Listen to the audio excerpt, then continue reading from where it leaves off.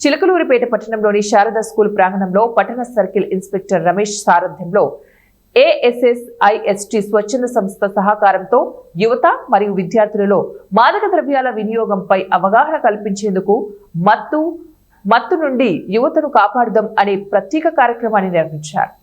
CI Ramesh మాట్లాడుతూ యువత భవిష్యత్తును నాశనం చేసే మాదక ద్రవ్యాల పట్ల అప్రమత్తంగా ఉండాలని సూచించారు. డ్రగ్స్ వాడకం వల్ల కలిగే శారీరక, మానసిక, కుటుంబ మరియు సామాజిక నష్టాలను కూడా వివరించారు.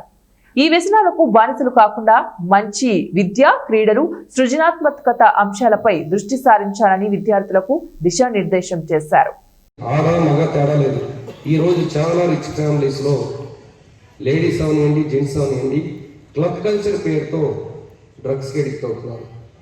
బట్ ఈ రోజున ఈ డ్రగ్స్ నివారణ పట్ల గవర్నమెంట్ ప్రత్యేకమైన చర్యలు చేపట్టడం, మనందరికీ కూడా యాంటీ డ్రగ్స్ సంబంధించి ఈగిల్ అనే ప్రత్యేక డిపార్ట్మెంట్ని కూడా ఫామ్ చేసింది.